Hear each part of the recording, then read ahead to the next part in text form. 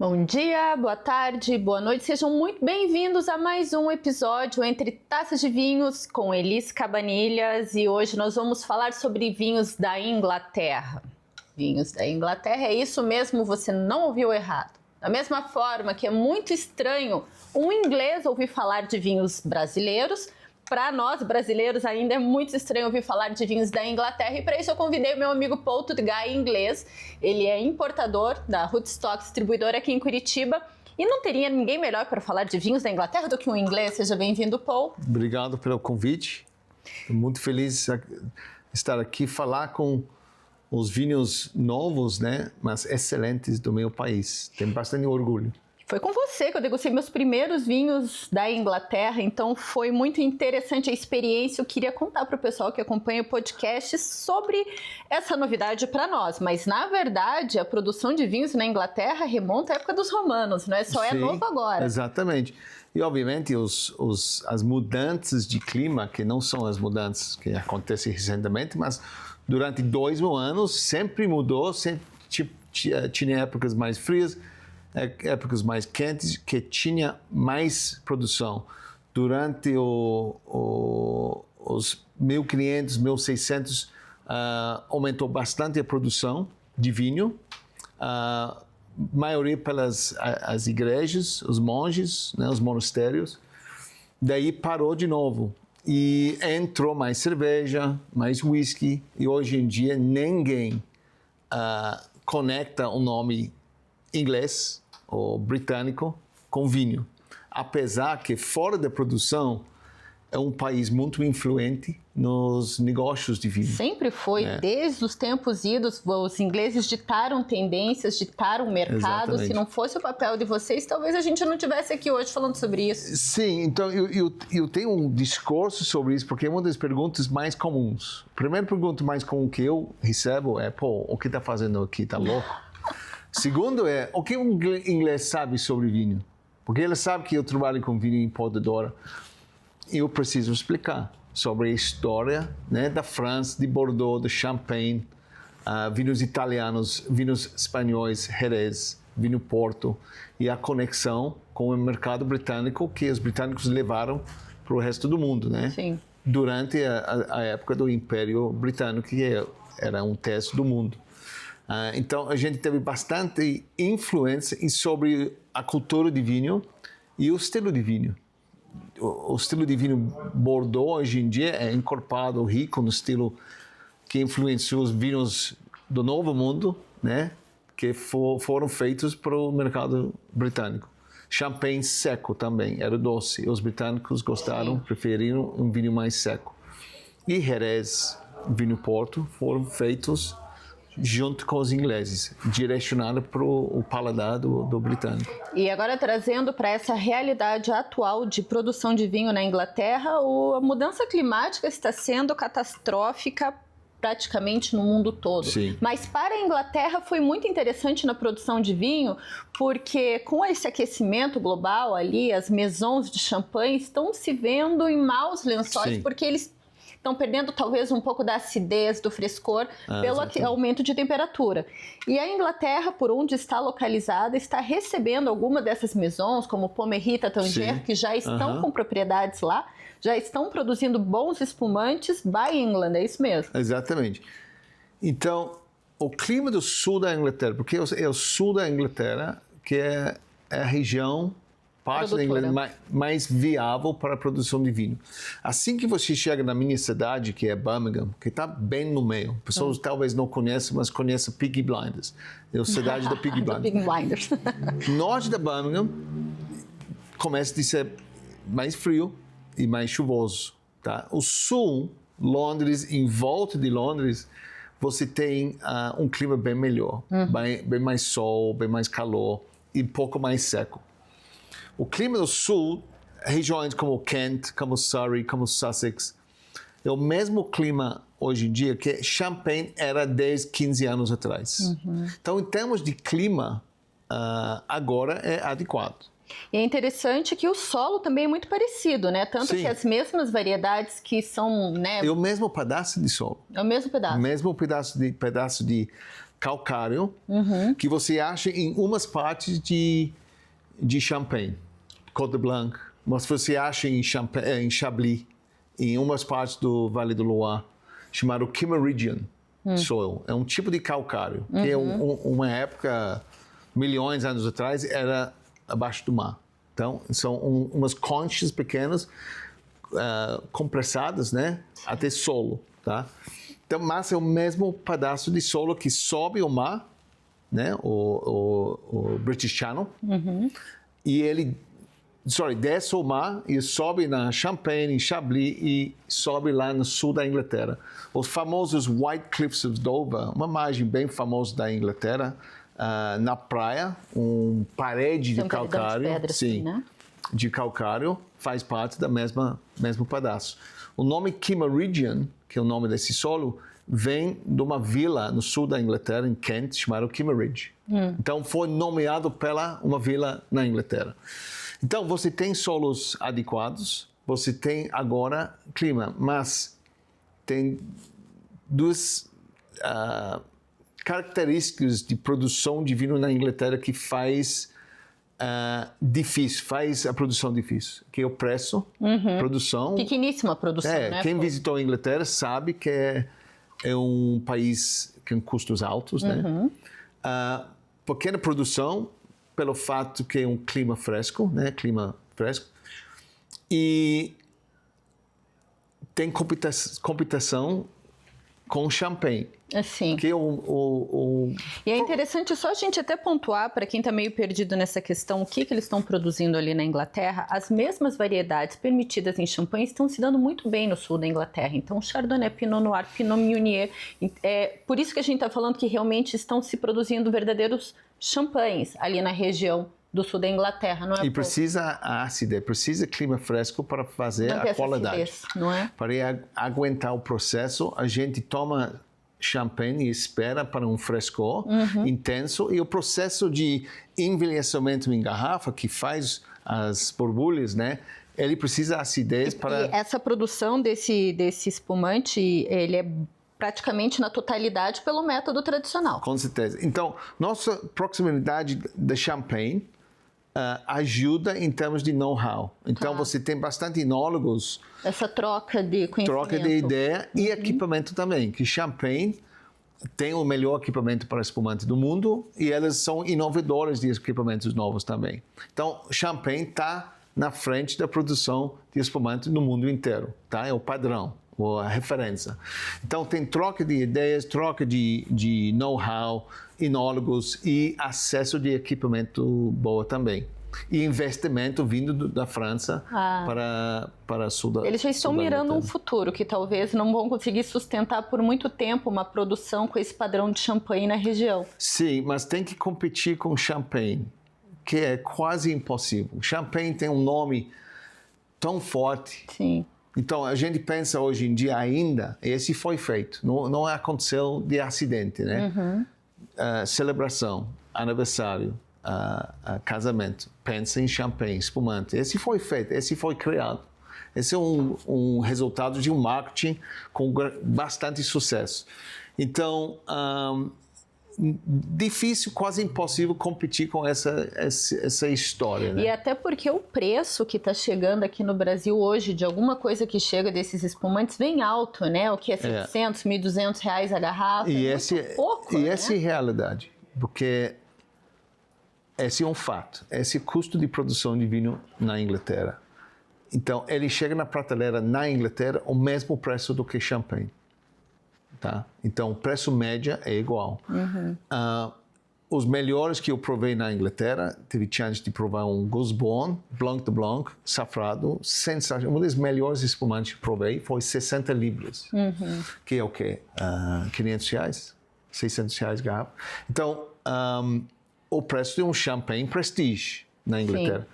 Então, eles têm que competir com os melhores espumantes do mundo. Então, mas eles estão tentando fazer. Eles têm que fazer isso. Competir com elas ou não fazer. Porque Prosecco, um espumante Charmat, é impossível competir com o preço. A produção de uva mesmo não deixa você fazer. Mas além dos espumantes, vocês também têm uma outra variedade que talvez muita gente nunca nem tenha ouvido falar, que é a Bacchus. Sim. Né? Que é um cruzamento da Sylvaner com o Riesling. Exatamente. Não é? Traz uma variedade bem fresca. Eu não sei, quem estiver ouvindo não vai conseguir ver a garrafa, mas até foi nesse evento, né, Paul, que você trouxe aqui para Curitiba, de vinhos da Inglaterra. É uma garrafa que é feita de uma embalagem reciclável, um papelão, como se fosse um bag-in-box. Exatamente. Não é? E já foi, porque esses vinhos da Inglaterra, eles já vêm com uma pegada, um cuidado sustentável muito grande. Sim, quando eles entraram no mercado recentemente, já pegaram esse tipo de produção sustentável. Vinhos orgânicos estão sendo feitos, mas é muito difícil porque pela questão do clima, né?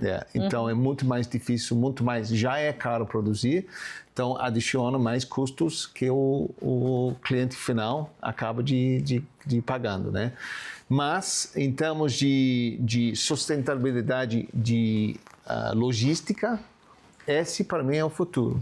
E, inclusive, é uma maneira de tentar baratear um pouco a exportação, porque diminui o peso da garrafa, não é? Esse 80 gramas. 80 gramas essa garrafa, incrível. E uma garrafa de vinho, né, pesa mais que um quilo, né, com o líquido dentro. Então, esse economiza, você tem um container de 20 pés, né, de 9 mil garrafas, vamos dizer, economiza bastante. Sabe, Paul, é bem interessante a gente falar, assim, é visível que a gente tem a questão dos espumantes, a gente tem a questão dos vinhos brancos. Tinto, ele acaba ficando, acho que um pouco chato, não é uma característica de vinho lá da Inglaterra. Não, porque tem Pinot Noir. O futuro, se tiver futuro de vinho tinto na Inglaterra, provavelmente vai ser Pinot Noir. Mas provei muito pouco lá, tá? A maioria são Chardonnay, são Bacchus, são Rieslings, tem Sylvaner, tem Moulin-Thurgau, tem Sauvignon Blanc um pouquinho também. Então, vinhos... Mas a Bacchus, ela lembra um pouco da Sauvignon Blanc, né? Sim, ele é muito aromático, fresco, um pouco mais floral do que Sauvignon Blanc. É um cruzamento, e esses cruzamentos foram plantados tradicionalmente porque elas adaptam bem, né, por escolher adaptam bem de climas mais complicados, climas mais frios e climas mais úmidos, que você tem mais pressão de praga e doença, né? Então, por isso foram feitos. Um cruzamento, em geral, é considerado inferior do que uma uva nobre, vamos dizer, né? Mas a Alemanha produz bastante, Áustria. Então, normalmente, países mais frios, que a produção mais fria, tem plantações de uvas híbridas ou cruzamentos, exatamente por isso, para fazer um vinho mais clean, mais limpo, mais sem defeitos. Né? Acho que é um futuro, né? A gente tem que se desapegar do que antes era considerado um sinônimo de baixa qualidade, porque com o tempo a gente tem que se adaptar a uma nova realidade, né? Exatamente. Mas voltando a essa garrafa, imagina os designs que você pode fazer. Sim, tem muito potencial, não é? Bastante potencial, né? Para a garrafa inteira, para brincar. Então, eu acho que um enólogo me visitou semana passada da Itália, e eles produzem bastante vinho de várias regiões na Itália, e ela tirou foto dessa garrafa, ela vai voltar para a Itália pensando em evoluir essa proposta. Assim. Interessante. E para o mercado jovem, que o mercado em geral de vinho está tendo dificuldade de convencer os jovens a tomar vinho, alguma coisa que é mais ética, sustentável, pode ajudar. Isso até é uma pergunta que eu sempre faço para o pessoal que a gente vem batendo papo aqui, que é como conquistar essa nova geração que está consumindo cada vez menos álcool, que é muito preocupada com a sustentabilidade, que eles evitam o alto consumo na quantidade, estão focando numa qualidade. Você acha que, pegando por uma via sustentável, pode ser uma maneira da Inglaterra conquistar um público que está fugindo, uma geração millennial, uma geração Z? Com certeza, esse tipo de embalagem, esse foco em métodos mais sustentáveis, e vinhos com álcool mais moderados até baixo também. Essa garrafa aqui a gente está vendo 11%, né? Sim, o médio delas, porque é um clima fresco, você vai achar uns vinhos com álcool mais moderado. E eu acho que os jovens estão querendo uma bebida que pouco mais saudável, né? Sim. Então, eu vi bastante pessoas parando de tomar álcool. Dá susto para a importadora de vinho, mas eu entendo por que também. Mas nossa pegada na Rootstock é sempre qualidade acima de quantidade. Sim. Então, estamos sempre procurando vinhos mais equilibrados, mais elegantes, que não dependem de álcool e madeira, são mais gostosos para tomar. E gasta um pouco mais para um vinho de qualidade e toma menos. Eu acho que é um bom futuro para a gente continuar ter negócios no futuro. E eu acho que o mercado jovem está querendo alguma coisa nesse estilo. E o mercado em geral, né, o Brasil está jovem ainda em termos de mercado de vinho, mas na Inglaterra, na Nova York, nos mercados mais avançados, em termos de mais maduros, a tendência é para ter vinhos mais elegantes, sim, mais moderados. E eu provei alguns em ProWine ano passado, vinhos de álcool baixo. Não zerados, mas álcool baixo. E tem uma técnica agora para fazer vinhos secos. Porque você tem um vinho com álcool baixo da Alemanha. Sempre fazia um Riesling, mas você tem açúcar alto. Sim. Então, o que você pede, né? Você ganha em açúcar. Em outro lado, sim. Mas tem produtores fazendo vinhos secos, sem açúcar ou pouco açúcar, mas com 6, 8% de álcool. E vinhos aromáticos e gostosos. Então, você não necessariamente perde de sabor. Esse é um grande futuro, mas não são vinhos, vamos dizer, naturais. Tem que ter um processo, o vinho tem que ser adaptado, sabe? Ajustado. Estamos caminhando para isso, para uma geração mais saudável, né, Paul? Mais saudável. Você sabe que quando a gente teve aquela degustação de vinhos da Inglaterra, uma coisa que me chamou muita atenção que você falou, porque quando a gente fala em vinhos da Inglaterra é tudo muito novo para nós. E eventualmente as pessoas usam o termo inglês e britânico para uma mesma coisa. Sim. Mas quando a gente fala em vinho, tem que tomar muito cuidado com o vinho inglês, o vinho da Inglaterra e o vinho britânico. Exatamente. Porque tem um gap de qualidade, né? Vinho britânico é uma categoria oficial para vinhos gerais, que pode incluir vinhos saborizados, vinhos bem inferiores. E pode ser vinhos feitos fora da Inglaterra também. Não é uma denominação de origem muito bem feito. Porque antigamente nenhum vinho era exportado do país. Era produção pequena para turismo naquele local. Não existia vinhos ingleses nas prateleiras de lojas de vinho. Hoje em dia o mercado está ainda muito local, mas crescendo bastante, e o óleo é para exportação. Os poucos têm volume ainda para fazer isso, mas nos próximos 5 ou 10 anos eles vão precisar de começar de exportar. Mas essa categoria ainda existe. Então a gente precisa chamar ele vinho inglês ou pode ser vinho galês. Tá. Então, galês é um país do País de Gales, né, separado. Então, essa é uma denominação diferente. Mas é muito longe ainda para ter uma denominação de origem de região. Mas para evitar de errar, vinho da Inglaterra, não vinho britânico. Sim, vinho inglês ou vinho galês. Vinho britânico é outra coisa. É baixa qualidade. Baixa qualidade. E não precisa preocupar sobre a Escócia. A Escócia nunca vai produzir vinho. Não, lá espero que não. Vão beber uísque lá, sim, né? Pelo se a Escócia está produzindo vinho, é algo errado. Algo está acontecendo. Sabe? Muito. Whisky, eles têm whisky. Muito bons, né? Cada um no seu, fazendo o que faz muito bem. Exatamente. Mas a rainha da Inglaterra, a saudosa rainha Elizabeth, ela sempre foi uma entusiasta e apoiadora dos espumantes da Inglaterra. Com certeza, sempre utilizou, né, nas suas comemorações. E o rei agora está dando sequência. Então, com certeza. O rei Charles, ele apoia bastante a agricultura, produtos britânicos. Então, com certeza, ele não vai mudar, mas foi a rainha Elizabeth que colocou, acredito, o Gisborne na carta de vinhos, que Jancis Robinson, MW, faz a carta para elas, no Windsor, no Palácio Buckingham também. E mudou nos últimos 10 anos, não me lembro o ano específico, mas elas servem espumantes britânicos, ingleses, agora nos palácios, nos eventos delas. E o enoturismo está crescendo ali na Inglaterra, no sul da Inglaterra. Sim. Como que é? Fácil de chegar? Naquela pegada precisa de agendamento? Eles têm uma proposta aberta de receber? Como que é o enoturismo na Inglaterra? É bem aberto. Eu visitei muito pouco, eu confesso. Eu visitei foi ano passado em The Cotswolds, que é uma região linda. E visitamos um vinhedo bem interessante, mas não tinha recepção. A gente convenceu elas para dar atenção, porque a gente trabalha na área.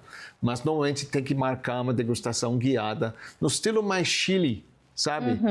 Tem que ter uma mais reserva. Chile, menos Estados Unidos. Uma exatamente, coisa um pouco que você mais chega lá, faz uma... Nova Zelândia e Austrália assim também. Chega lá, degustar, compra, tchau. Mas Chile tem que reservar, tem que marcar, porque eles querem fazer uma experiência, né, mais do que só uma degustação, porque tem poucos também. Então não esse, eu acho que foi o único vinícola naquela região. Então os vinícolas são bem espalhados, não tem uma região específica que tem 20 produtores, como Mendoza, que tem vários, né? Na Inglaterra é muito espalhado, então você vai longe para visitar uma vinícola que está sozinha naquela região. Então é melhor marcar assim. Eu acho que fim de semana eles estão mais abertos, né? Porque os ingleses mesmos estão indo lá para degustar, fazer um piquenique. Às vezes tem um restaurante também. Mas no turismo está crescendo bastante também. Então esse vai junto, né? Como aqui no Brasil. Então, pessoal, quem tiver passagem ali pela Inglaterra não precisa ficar só no Big Ben ali, no passeio turístico de Londres. Dá para fugir um pouco para baixo, fazer Londres, o turismo do vinho. Tem Londres e tem Inglaterra. Londres é internacional, cosmopolitan. É lindo, eu adoro. Eu sou turista lá também.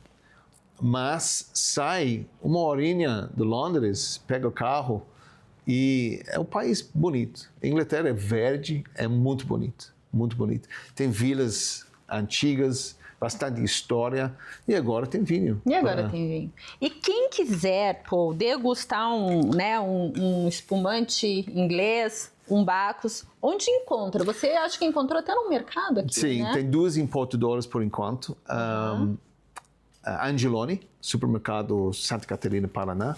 Tem o Gusbourne. Eles têm um cuvée feito para elas. É safrado. Porque acho que só tem uns 3, né? Não tem muita coisa. Não, tem pouca coisa. Mas a qualidade é excepcional. Esse Gusbourne, o preço é alto. Você vai pagar o preço do champanhe, mas na taça ele entrega, tá? Então, tem que ter coragem para, sabe? Eu vou gastar tanto e eu quero champanhe, porque champanhe é champanhe. Mas se quiser experimentar alguma coisa diferente, é difícil convencer o inglês que mora lá a fazer. Eu indiquei para vários amigos, família, casamentos, não compra Moet Chandon ou Veuve Clicquot, compram mas eles veem o preço igual, eles compram champanhe. Então eu entendo por quê, porque eles querem alguma coisa conhecida, confiável, né? Mas a qualidade na taça está lá, pode confiar. Então, é chamado Gusbourne, é um espumante safrado excepcional, delicado. O que eu gosto, o que é parecido do champanhe, ele tem uma acidez focada, bem linear, no que às vezes espumantes de método champenoise perdem. E ele tem um aroma, o sabor de giz, de calcário mesmo. Então, bem parecido de champanhe, ou mais parecido do que eu provei. Mais que Tasmania, que produz espumante excepcional. Aqui no Brasil produz espumante muito bom, Califórnia também. Mas o inglês é mais parecido do champanhe, na minha experiência. Mas eu provei poucos também. Eu provei vários, mas em geral muito pouco. Zahil, importador Zahil, traz uns rótulos, mas pouca quantidade, incluindo esse do Red Bull. Bacchus também. O Bacchus. E eles têm outros espumantes interessantes também. Ridgeview, que é muito famoso, que é servido nos palácios do Rei Charles também. Mas eu trabalho, meu maior parceiro é Buckman Wine Cellars, que é uma importadora britânica, que eles são uma operação no Brasil também. E eu estava com elas semana passada e eu sempre falo com elas, está de olho para um vinho inglês? Faz sentido, elas devem ser a importadora principal. E eles estão procurando parceiro. O problema é volume, não é só preço, mas volume. Poucos têm suficiente volume para atender o mercado de fora. Do Brasil. Pô, que incrível! Eu queria te agradecer o tempo que você trouxe para contar sobre a história vinícola do seu país, que para nós é tão novo e pelo que eu degustei foi uma experiência incrível e aqui a gente quer contar novidades para vocês. Claro, um champanhe é incrível, mas quem sabe abrir, né, expandir os horizontes do paladar e se permitir eventualmente degustar um espumante da Inglaterra pode ser uma experiência inesquecível, né, Paul? Com certeza, pode confiar na qualidade. Qualidade vai encontrar. Tem que ter coragem de experimentar. Eu entendo por quê, mas vale a pena. Paul, muito obrigada. Obrigado. Depois a gente vai voltar que a gente vai conversar ainda sobre outros produtores. Tem tanta história pra gente contar, né? Bastante. Paul morou muitos anos na Nova Zelândia, tem tanta história para contar da produção de vinhos de lá. Me deu altas dicas de quando eu passei um mês, né, fazendo todas as vinícolas na Nova Zelândia. Temos que voltar para falar de Nova Zelândia, né, Paul? Nova Zelândia temos notícias. Ano que vem nós vamos trazer um vinho muito famoso de lá, que nunca tinha no Brasil. E olha, é tão bacana que Nova Zelândia produz vinhos maravilhosos, mas como a Inglaterra, baixíssima produção, alto custo de exportação que acaba limitando a vinda dos vinhos para cá, porque os preços chegam altos, mas a qualidade que entrega também é demais. Sim, com certeza. Obrigada, Paul, seja sempre bem-vindo. Obrigado. E até a próxima. Obrigado. E para vocês, fica a dica. É no turismo no sul da Inglaterra e prove as borbulhas incríveis da terra do Rei Charles.